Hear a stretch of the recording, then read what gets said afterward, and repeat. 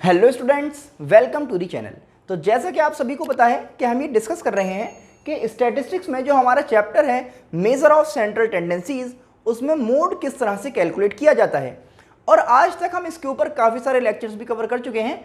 I hope वो सभी lectures आप लोगों ने बहुत अच्छी तरह देखे और समझ लिए होंगे।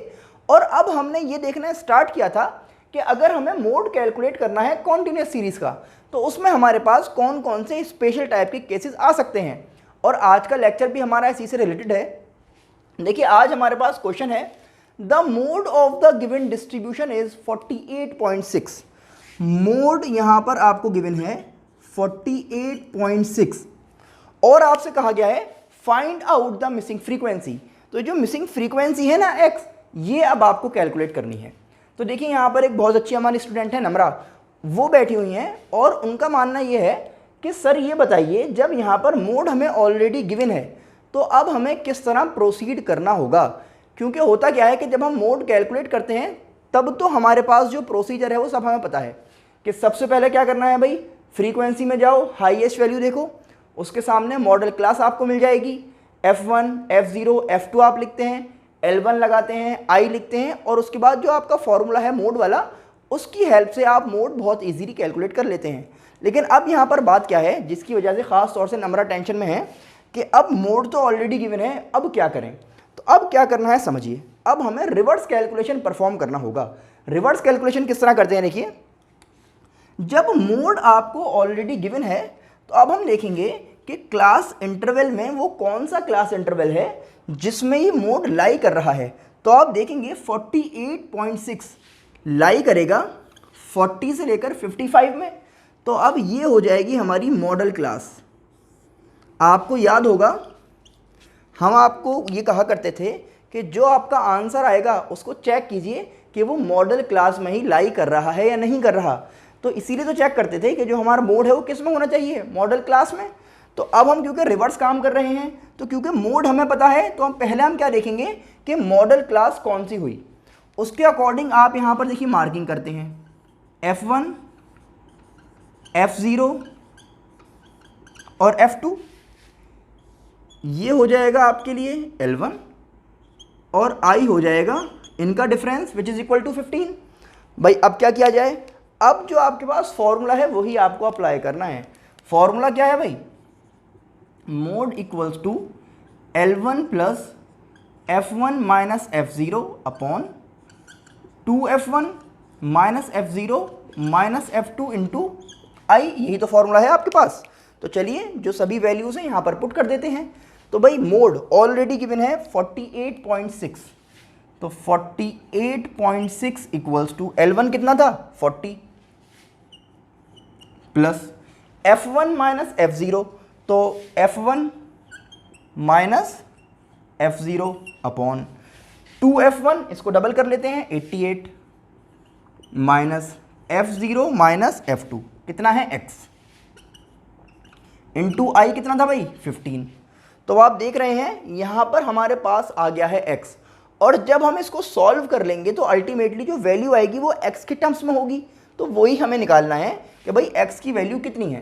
तो देखिए, यहाँ से स्टार्ट करने से पहले आपको एक बात बताऊँगा कि जब भी आप इस टाइप के क्वेश्चंस को सॉल्व करें तो उसका सबसे आसान तरीका ये होता है कि इस नंबर को पहले आप यहाँ ला के माइनस कर लीजिए, तो इसका काम ख़त्म हो जाएगा।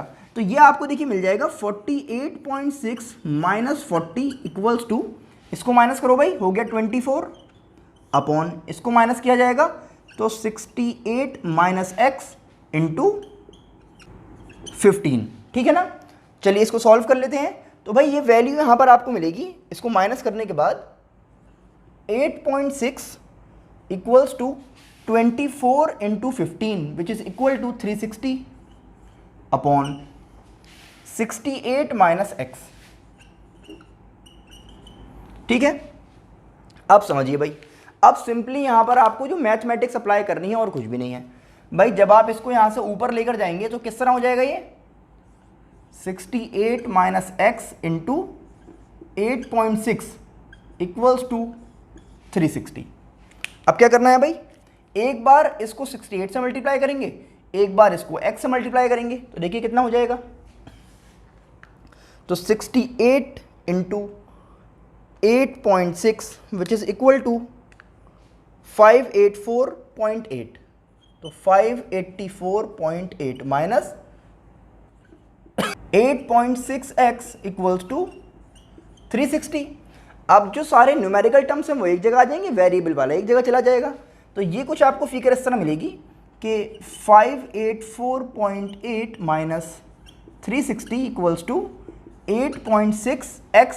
इसको माइनस कर लिया जाए तो देखिए भाई, माइनस कर देंगे अगर हम 360 इसमें से तो वैल्यू हो जाएगी 224.8 इक्वल्स टू 8.6x।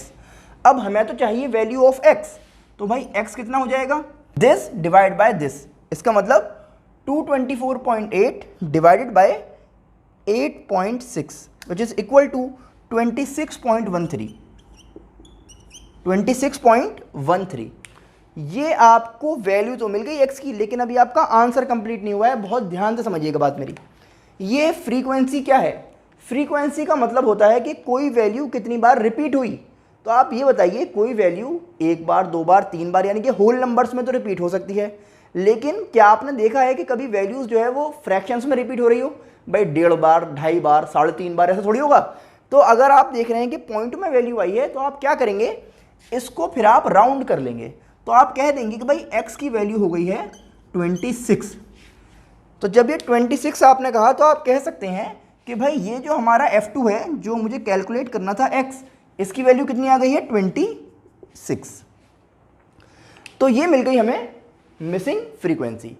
तो आई होप आपको समझ आ गया होगा कि हम किस तरह से मिसिंग फ्रीक्वेंसीज को कैलकुलेट करते हैं। अगर हमें मोड गिवन है तो हमें क्या करना था, हमने रिवर्स कैलकुलेशन की हेल्प से पहले ही देखा कि इस क्लास इंटरवल में कौन सी क्लास जो है मॉडल क्लास है, और उसके अकॉर्डिंग फिर हमने सारी वैल्यूज़ को कैलकुलेट किया है, और फिर हमारे पास जो फॉर्मूला है उसके अकॉर्डिंग ही हमने इस मिसिंग फ्रीक्वेंसी को भी कैलकुलेट कर लिया। लेकिन क्या बात ध्यान में रखनी है कि अगर फ्रीक्वेंसी जो है वो पॉइंट में आती है या फ्रैक्शंस में आती है तब आपको उसको राउंड करना होगा, क्योंकि फ्रीक्वेंसी क्या है कि कोई चीज़ कितनी बार रिपीट हुई, तो कोई चीज़ जो है वो प्रॉपर एक होल नंबर में रिपीट होती है, कभी भी फ्रैक्शंस में रिपीट नहीं होगी। ठीक है ना?